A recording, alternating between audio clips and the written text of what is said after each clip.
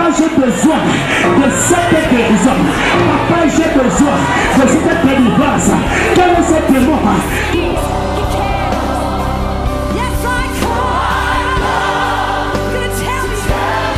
Dans nos ministères, une fois de plus, nous voulons entendre de toi, nous voulons entendre de toi, nous voulons boire de la vigne qui coule du trône céleste. Papa, nous t'adorons, nous te magnifions, nous te glorifions, nous te chantons. Saint-Esprit de Dieu, viens et prends la prééminence. Enseigne-nous qui est Jésus encore ce matin. Remplis nos cœurs vides, remplis nos cœurs desséchés. Papa, rends-nous ivres de ta présence. Glorifie le nom de Jésus, Saint-Esprit de Dieu. Et qu'à la sortie de ce culte, que le pauvre dise que je suis riche. Que le faible dise que je suis fort. Papa, nous t'adorons, nous te magnifions. Reçois la louange, reçois la magnificence au nom de Jésus-Christ, source de la vie, la satisfaction. Nous commençons au verset 7 pour ne pas lire beaucoup. Amen. 1, 2, 3, Jean 4, à partir du verset 7. 1, 2, 3. Une femme de Samarie vint puiser de l'eau. Jésus lui dit, donne-moi à boire. Car ses disciples étaient allés en ville pour acheter des vivres. La femme samaritaine lui dit, comment toi qui es juif me demandes-tu à boire? À moi qui suis une femme samaritaine. Les juifs en effet n'ont pas de relation avec les samaritains. Jésus lui répondit, si tu connaissais le don de Dieu et qui est celui qui te dit, donne-moi à boire, tu lui aurais toi-même demandé à boire et il t'aurait donné de l'eau vive. Seigneur, lui dit la femme, tu n'as rien pour puiser et le puits est profond. D'où aurais-tu donc cette eau vive? Es-tu plus grand que notre père Jacob qui nous a donné ce puits et qui en a bu lui-même, ainsi que ses fils et ses troupeaux? Jésus lui répondit, quiconque boit de cette eau aura encore soif, mais celui qui boira de l'eau que je lui donnerai n'aura jamais soif. Et l'eau que je lui donnerai deviendra en lui une source d'eau qui jaillira jusque dans la vie éternelle. Prenons le verset 28. 1, 2, 3. Alors la femme ayant laissé sa cruche s'en alla dans la ville et dit aux gens, verset 29, venez voir un homme qui m'a dit tout ce que j'ai fait. Ne serait-ce point le Christ? Et il sortit de la ville et il vint vers lui. Amen, amen. Prenons même le verset 4 jusqu'à 6. 1, 2, 3. Comme il fallait qu'il passe par la Samarie, il arriva dans une ville de Samarie nommée Sichar, près du champ que Jacob avait donné à Joseph son fils. Là se trouvait le puits de Jacob. Jésus, fatigué du voyage, était assis au bord du puits. C'était environ la 6e heure. Peux-tu acclamer le Seigneur? Et assois-toi, assois-toi, assois-toi. God, we bless your name, we worship you, we give you the praise, we exalt your name above all heaven. Be thou magnified, be thou glorified, be thou exalted, Lord. We celebrate your name, we give you the praise. Receive the honor, receive the praise. We worship you, we bless your name, we celebrate your name. Sweet Holy Spirit of the living God, take total control. Take total control, take total control. Speak to us this morning, strengthen somebody this morning, give somebody hope this morning. We adore your name, we bless your name, we magnify your name. In the name of Jesus. Amen, amen.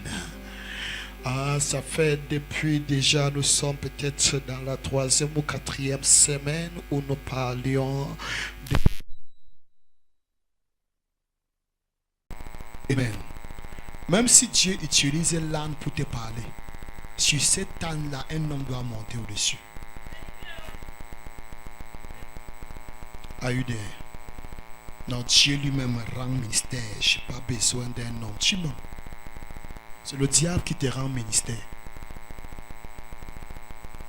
Est-ce que tu es encore là? Est-ce que tu es encore là? Comme l'ancien a trop retardé, recommençons encore la lecture.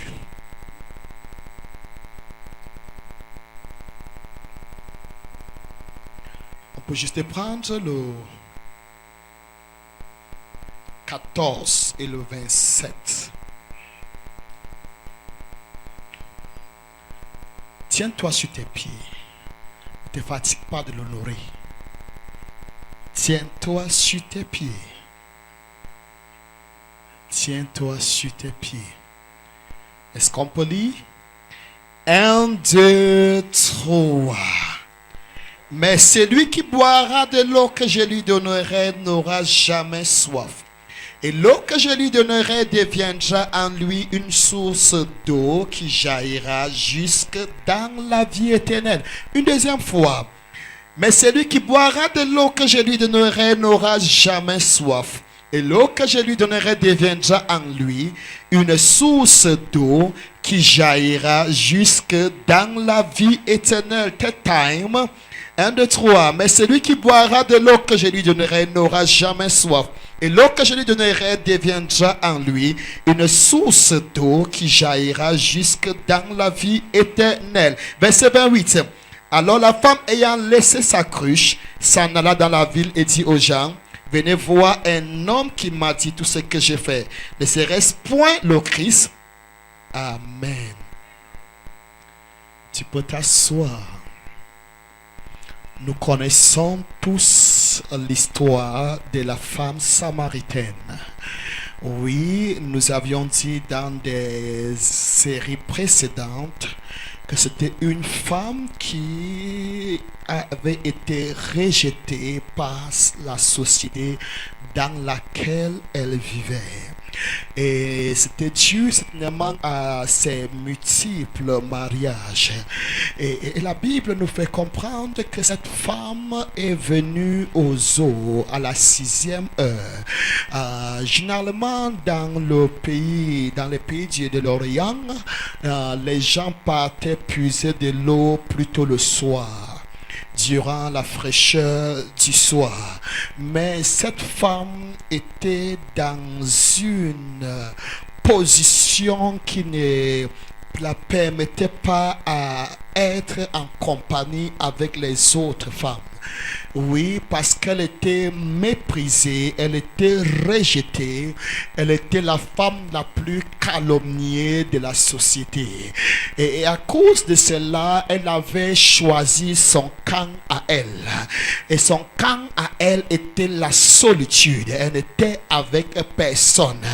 Elle était dans l'obligation d'être aux eaux à l'heure où il ne fallait pas. La Bible dit que c'était à la 6e heure, donc aux environs de midi, que cette femme allait à l'eau. Et si tu as été déjà dans ce pays-là, par la grâce de Dieu, j'étais en Israël.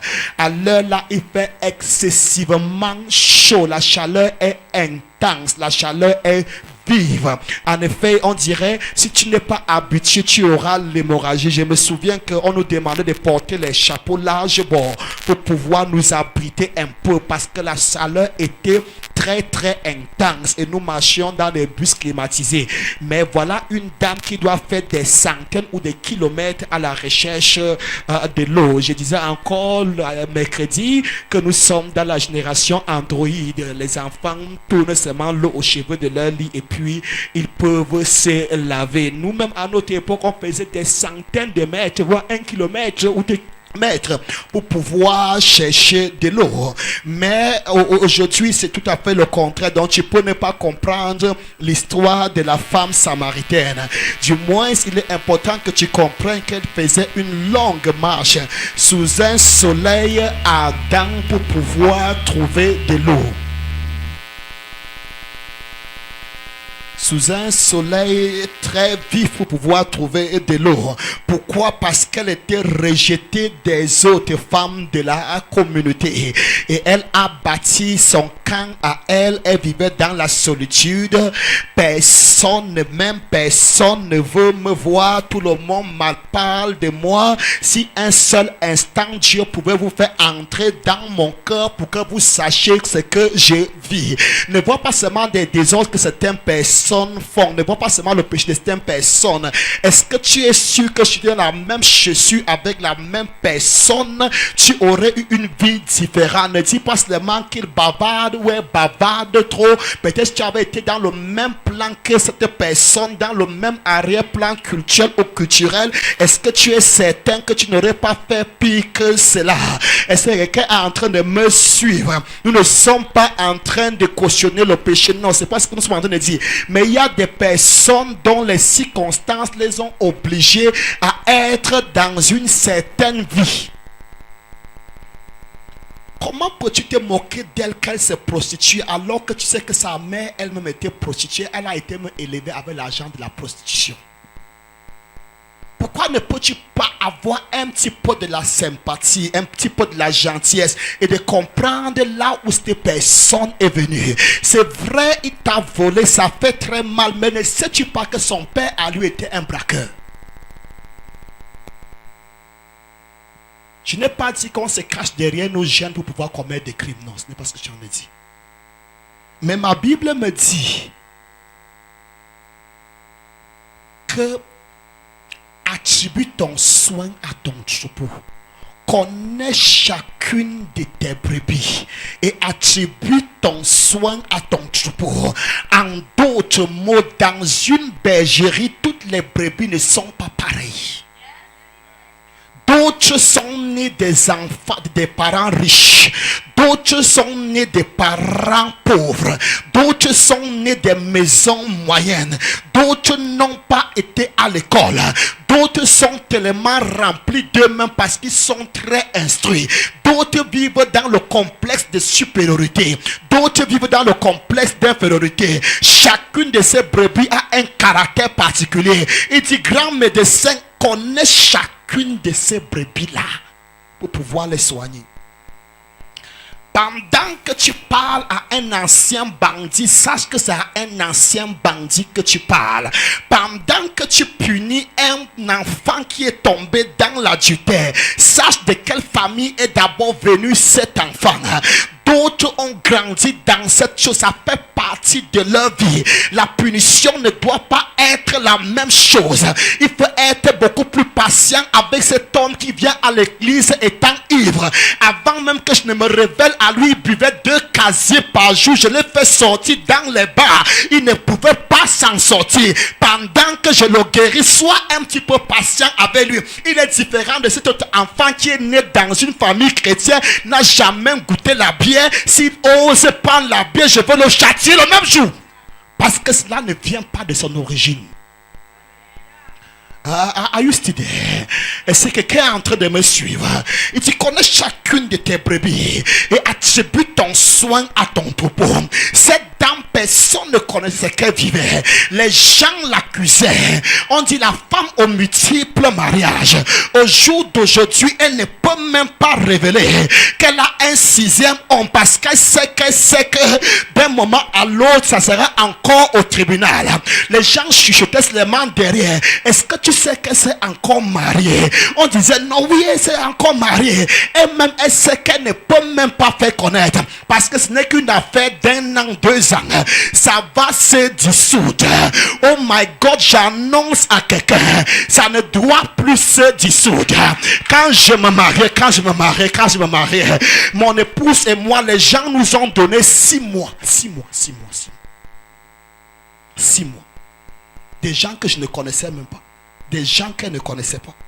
Certains qu'on connaissait et certains qu'on ne connaissait pas. Ils nous ont donné 6 mois. 6 mois. 6 mois. Are you still there? Are you still there?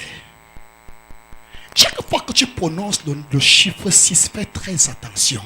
Parce que généralement, c'est au chiffre 6 que Dieu a fini de faire son travail. Et il entre dans le repos le 7e jour. Quand tu dis qu'il ne doit pas faire 6 mois, j'annonce que tu es en train de faire fausse route. Parce que la personne est en train d'entrer dans le repos de Dieu. Il suffit juste que les 6 mois passent, que le repos entre dans cette affaire pour toujours. J'annonce à quelqu'un, plusieurs choses t'ont échappé. Mais en ce matin, la chose là qui vient, n'aie pas peur de déclarer cette chose. Parce que la chose là va demeurer avec toi. N'aie pas peur de proclamer cette chose. Tu auras cette chose pour la vie. N'aie pas peur de prononcer. N'aie pas peur de proclamer. La chose là va demeurer avec toi. Je disais l'autre jour, chacun de nous, homme comme femme, a une histoire de 5 maris et un 6e mari dont on ne veut pas faire connaître. Chacun de nous, homme ou femme, a une histoire de 5 maris et un 6e dont on ne veut pas faire connaître. Parce qu'on sent que d'un moment à l'autre, il va s'échapper encore de nos mains comme les autres. Quand je parle de 5 maris et un 6e mari, je parle des circonstances de la vie. Je parle des situations de la vie dont tu as cru que ça devait être une bénédiction permanente. Mais la chose à chaque fois t'a échappé. Quand tu témoignes aujourd'hui à l'église que j'ai une voiture, demain on te voit marcher à pied.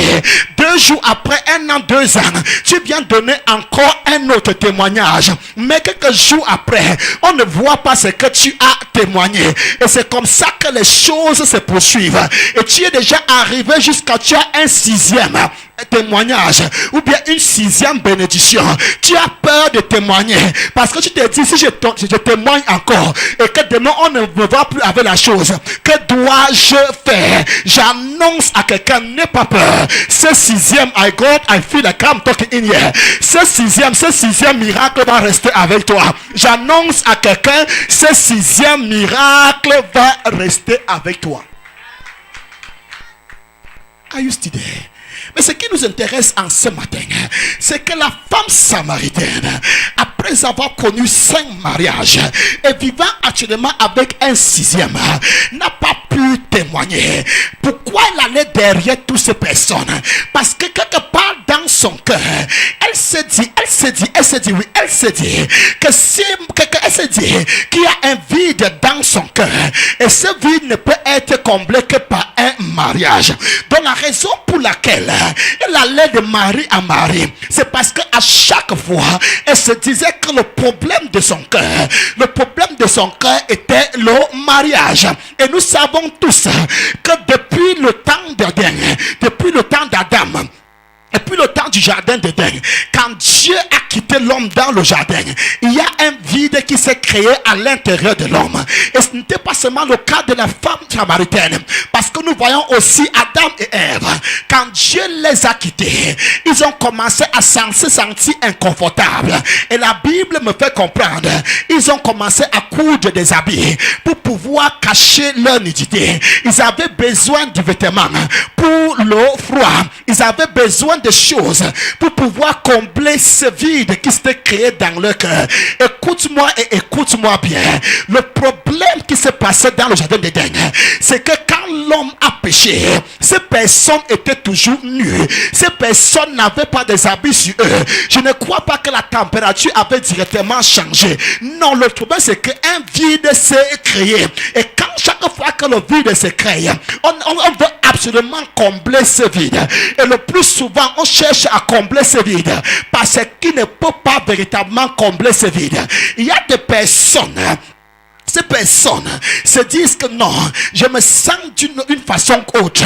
Je sens qu'il y a un vide. Quelque chose ne tient pas debout. Et la personne d'après elle pense que si je peux boire autant de bière possible, c'est que ma douleur va partir. C'est que mes soucis vont disparaître.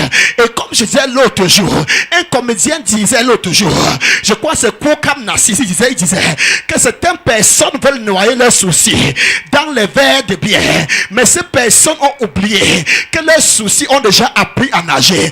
Qu'est-ce qu'ils voulaient véritablement dire? Ils voulaient tout simplement dire qu'après que tu aurais bu, et quand l'alcool va disparaître, les soucis vont encore revenir. Pour dire quoi? La bière ne peut pas t'aider. La drogue ne peut pas t'aider. Ça peut te faire oublier ta douleur un instant. Mais quand l'effet de la drogue, quand l'effet de la bière va finir, certainement la douleur va encore refaire surface. Même le mariage ne peut pas t'aider. Quand tu auras déjà cet homme dans ton lit, quand tu auras cette femme déjà dans ton lit, tu vas dire donc ce n'était que ça. Tu vas comprendre que non, le problème n'est pas le mariage. Des fois, le plus souvent, on peut se dire, c'est parce que la femme, ce n'est pas la véritable femme, n'est pas celle même que je voulais épouser, ou bien l'homme, ce n'est pas le véritable homme. Et c'est pour cela que tu vas d'un mariage à un autre mariage. Tu vas d'un mariage à un autre mariage. Et une fois que tu te maries, le problème encore refait surface. As-tu déjà constaté, s'il te plaît, que chaque fois qu'un homme divorce et épouse une femme, il va encore divorcer et épouser une autre femme? Et il va encore divorcer et épouser une autre femme. Et il va encore divorcer et épouser une autre femme. Ou encore, il peut se retrouver dans la compagnie des divorcés et ne plus se marier. Tu sais ce que je viens de dire? Parce que dans la compagnie des divorcés, c'est le même langage. Les femmes sont méchantes. Les femmes sont mauvaises. Les femmes sont les diablesses en chair. Et pourquoi Dieu créa la femme? La femme est un mal nécessaire. Vice versa, vice versa. Les femmes divorcées, quand tu les rencontres, c'est la même chose. Les hommes sont méchants. Les hommes sont cruels. Les hommes sont terribles. Are you there? Est-ce que je parle à toi ce soir? La Bible dit que la femme samaritaine, lorsqu'elle a rencontré Jésus, après avoir dit à cette femme, celui qui boira de l'eau que je lui donnerai, cette eau deviendra en cette personne une source d'eau vive qui jaillira jusque dans la vie éternelle. D'abord, la femme n'arrive pas à comprendre comment Jésus peut lui demander de l'eau à boire. La femme n'arrive pas à concilier les deux choses. Elle dit à Jésus, comment toi qui es juif, peux-tu me demander de l'eau à boire? La femme n'avait ouvert que juste une page du dossier, parce qu'au plus profond de la chose, elle aurait dit, même les Samaritains ne peuvent pas me demander de l'eau à boire. Combien de fois toi, juif, me demandes-tu de l'eau à boire? Et Jésus répond à la dame, je ne suis pas comme ceux que tu as connus dans le passé. Je ne ressemble à aucun de tes saints ou si maris. Je ne ressemble à aucun Samaritain. Je ne ressemble à aucun juif. Je suis le don de Dieu. Si tu connaissais le don de Dieu qui te demandait à boire, toi-même tu t'aurais demandé de l'eau à boire et il t'aurait donné de l'eau vive. Je ne suis pas celui-là qui juge. Je suis celui-là qui donne la vie. Je ne suis pas celui-là qui condamne. Je suis celui-là qui justifie. Ne me pose plus la question, comment toi qui es juif me demandes-tu de l'eau à boire? Je suis le don de Dieu. Accordé à l'humanité. Si je te donne de l'eau, tu vas comprendre que tes premiers parents ont perdu quelque chose dans le jardin d'Éden. Si je te donne cette eau, tu auras la chose perdue et tu n'auras plus jamais soif. Il ne s'agit pas de la soif littérale, mais il s'agit de la soif spirituelle. Il s'agit de la soif émotionnelle. Il s'agit de la soif intellectuelle. Si je te donne de mon eau, tu n'auras plus besoin. Le mariage n'est pas le problème. L'eau du puits, ce n'est pas le problème. Le problème, c'est que je ne suis plus dans ton cœur. Si j'entre dans ton cœur, tu n'auras plus soif.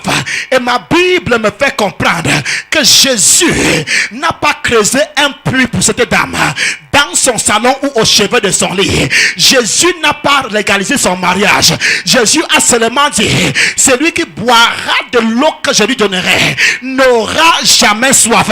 Quand Jésus a dit cette chose, ma Bible me fait comprendre que la femme a laissé tomber sa couche. En d'autres mots, en vérité, je n'aurai plus jamais soif. C'est ce que nous avons lu au verset 8, non? Et elle a laissé tomber sa cruche. J'annonce à quelqu'un ce matin, le mariage est une bonne chose, mais ton problème n'est pas le mariage. J'annonce à quelqu'un ce matin, le voyage est une bonne chose, mais le voyage n'est pas ton problème. J'annonce à quelqu'un ce matin, la percée financière est une bonne chose, mais ce n'est pas là ton problème. Ton problème est que la source de la vie, Dieu lui-même qui n'a pas été créé, n'est pas à l'intérieur de toi. Si ce Dieu est à l'intérieur de toi, tu auras la satisfaction. Et quand un homme vit dans la satisfaction, c'est que les autres se battent pour avoir, tu restes tranquille et la chose te trouve chez toi. Ma Bible me fait comprendre que lorsque les voix d'un homme plaisent à Dieu, il dispose même ses ennemis en sa faveur. Pourquoi tu luttes contre tes ennemis? Pourquoi tu bagarres contre tes ennemis? Parce que quelque part, ce que tu désires n'est pas le désir de l'esprit, c'est le désir de la chair. C'est pourquoi tu te bats, tu vois des ennemis partout. Mais quand ton désir et tes besoins ultimes, quand ton désir vient du fond de ton cœur, tu sais que la chose-ci appartient à Dieu. Tu peux dire haut et fort, le combat n'est pas mon combat, mais le combat c'est le combat de Dieu. Tu peux te coucher et dormir en paix, car tu sais que Dieu te donne la sécurité dans ta demeure. Est-ce que je parle à quelqu'un? Quand ton temps arrive, il a dit l'enchantement ne peut rien contre Jacob, ni divination contre Israël. Au temps marqué, il sera dit à Jacob et à Israël quelle est l'œuvre de Dieu. Que je le répète en langue vernaculaire. Il dit la sorcellerie ne peut rien contre Jacob, ni la divination, ni la magie contre Israël. Au temps marqué, la prophétie de Dieu va s'accomplir dans ta vie. Est-ce que je parle à quelqu'un? Quand tu vis dans la satisfaction, tu ne te déranges pas comme les autres. Tu peux dire haut et fort, le soleil, le Seigneur veille sur moi, car c'est lui qui garde Israël, ne sommeille ni ne dort. Ne te gardera, il te gardera, oui, il te gardera. Quand tu sais que tu vis dans Dieu, tu peux dire à haute voix que 1000 tombent à mon côté et 10 000 à ma droite, je ne serai pas atteint. De mes yeux seulement, je verrai la rétribution des méchants. Quand tu vis dans la satisfaction, tu ne t'ennuies pas comme les autres. Tu ne passes pas le temps à jeter le feu sur des ennemis comme les autres. Que celui qui est assis sur mon mariage, où il s'élève, où le feu brûle, celui qui est assis sur mon trône, où il s'élève, où le feu le consume. Non. Quand tu vis dans la satisfaction, dans la plénitude de Dieu, Dieu te dira, le pays que je t'amène là-bas, la bénédiction que je te donne, c'est un pays où coule le lait et le miel, où mes yeux y sont, du début de l'année jusqu'à la fin de l'année. En d'autres mots, ce mariage que je te donne, c'est moi qui verrai sur ce mariage, du début jusqu'à la fin de ce mariage. Il dit, ma bénédiction n'est accompagnée d'aucun chagrin. Es-tu chagriné? C'est que la bénédiction n'est pas celle de Dieu. Quand c'est la chose de Dieu, Dieu lui-même protège. Quand c'est la chose de Dieu, Dieu lui-même veille. Écoute-moi, peuple de Dieu, sur tous les malheurs qui sont arrivés en Israël, aucun malheur n'est venu sans la volonté de Dieu. En d'autres mots, aucun diable n'était assez diable pour pouvoir persécuter Israël. Mais chaque fois qu'il y avait un conflit entre Dieu et Israël, Dieu lui-même ouvrait la brèche et l'ennemi entrait en Israël. Quand Israël se repentait, Dieu fermait la brèche et les suscitait un libérateur. Est-ce que je parle à quelqu'un ce matin? J'annonce à quelqu'un, écoute-moi bien. Personne ne peut prendre entre tes mains ce dont Dieu t'a donné. Personne ne peut arracher de tes mains ce dont Dieu t'a donné. Il dit, je leur donne la vie éternelle et personne ne peut les ravir de mes mains. Personne ne peut t'arracher de la main de Dieu. Écoute-moi bien. Quand tu es dans la main de Dieu, ton argent n'est pas dehors. Quand tu es dans la main de Dieu, ton mariage n'est pas dehors. Quand tu es dans la main de Dieu, ton succès n'est pas dehors. Tu es dans la main de Dieu avec ton mariage. Tu es dans la main de Dieu avec ton succès. Tu es dans la main de Dieu avec tes voyages. Tu es dans la main de Dieu avec ta prospérité. Il dit, personne ne peut t'enlever de tes mains. Are you there? Est-ce que je parle à quelqu'un? Est-ce que je parle à quelqu'un? L'ennemi s'est levé très fort. Non, l'ennemi ne s'est pas levé très fort. Personne dit on te trompe, on te trompe, on te trompe. Règle cette affaire entre toi et Dieu, et Dieu, et Dieu, et Dieu seul. Est-ce qu'il peut parler en langue vernaculaire? Qu'est-ce que tu fais? Viens, Daniel, viens. Daniel, viens, on prêche.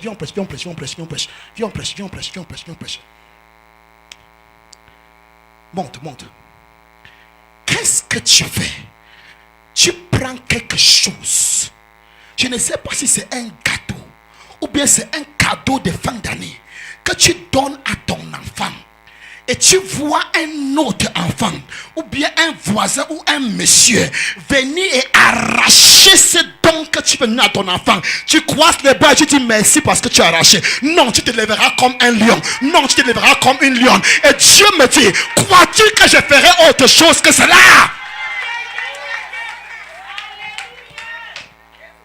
Est-ce que tu es là? Dieu m'a donné, on veut arracher. Qui peut arracher quand Dieu a donné? Qui peut arracher quand Dieu a donné? Non, si on veut arracher, ce n'est pas Dieu qui a donné. Excuse-moi. Quand Dieu donne, il veille sur ça. Il dit c'est la bénédiction de l'Éternel n'est accompagnée d'aucun chagrin, d'aucun chagrin. La bénédiction ne vient pas pour te tuer. La bénédiction vient. Papa, j'ai besoin de cette guérison. Papa, j'ai besoin de cette